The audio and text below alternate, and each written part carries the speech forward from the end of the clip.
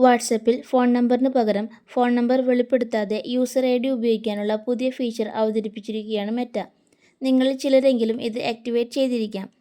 എന്നാൽ വാട്സപ്പിന്റെ ഈ പുതിയ യൂസർ ഐ ഡി ഫീച്ചർ നിങ്ങളെ സഹായിക്കുമോ അതോ തട്ടിപ്പുകാരെ സഹായിക്കുമോ? പുതിയ ഫീച്ചറിനെതിരെ കേന്ദ്ര സർക്കാർ തന്നെ രംഗത്തെത്തിയിരിക്കുകയാണ്.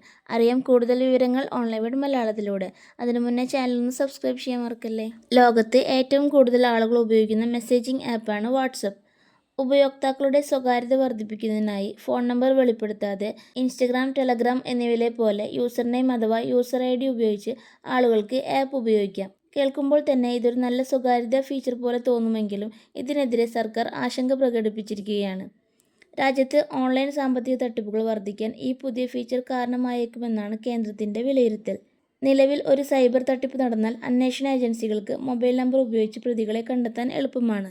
എന്നാൽ യൂസർ ഐ ഡി മാത്രം ഉപയോഗിക്കുന്ന സംവിധാനം വന്നാൽ തട്ടിപ്പുകാർ വ്യാജ അക്കൗണ്ടുകൾ സൃഷ്ടിച്ച് ആളുകളെ കബളിപ്പിക്കാനും തട്ടിപ്പ് നടത്താനും പിന്നീട് തിരിച്ചറിയപ്പെടാത്ത വിധം രക്ഷപ്പെടാനും സാധ്യത വർദ്ധിക്കുമെന്നാണ് സർക്കാരിന്റെ വിലയിരുത്തൽ.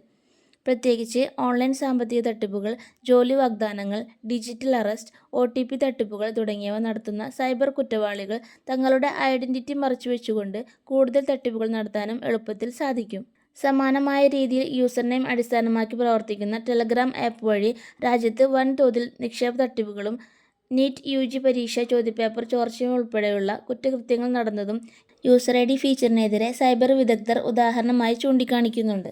പ്രമുഖ വ്യക്തികളുടെ പേരിനോട് സാമ്യമുള്ള വ്യാജ യൂസർ നെയിമുകൾ നിർമ്മിച്ച് പൊതുജനങ്ങളെ എളുപ്പത്തിൽ പറ്റിക്കാൻ തട്ടിപ്പുകാർക്ക് സാധിക്കുമെന്ന ആശങ്കയും ഉയർന്നിട്ടുണ്ട്. പേടിഎം സ്ഥാപകൻ വിജയ് ശേഖർ ശർമ്മയും സമാന രീതിയിലുള്ള വ്യാജ അക്കൗണ്ട് തട്ടിപ്പുകൾ വർദ്ധിക്കുമെന്ന ആശങ്ക പങ്കുവച്ചിട്ടുണ്ട്. എല്ലാ ആശങ്കകളും കണക്കിലെടുത്തുകൊണ്ട് ഈ യൂസർ ഐ ഡി ഫീച്ചറിനെ സൂക്ഷ്മമായി പരിശോധിക്കാൻ തീരുമാനിച്ചിരിക്കുകയാണ് കേന്ദ്ര സർക്കാർ.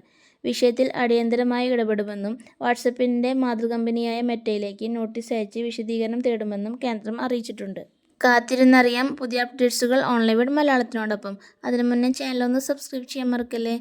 വീഡിയോ യൂസ്ഫുൾ ആയെങ്കിൽ വീഡിയോ ലൈക്ക് ചെയ്യാനും ഷെയർ ചെയ്യാനും മറക്കല്ലേ. Thank you for watching.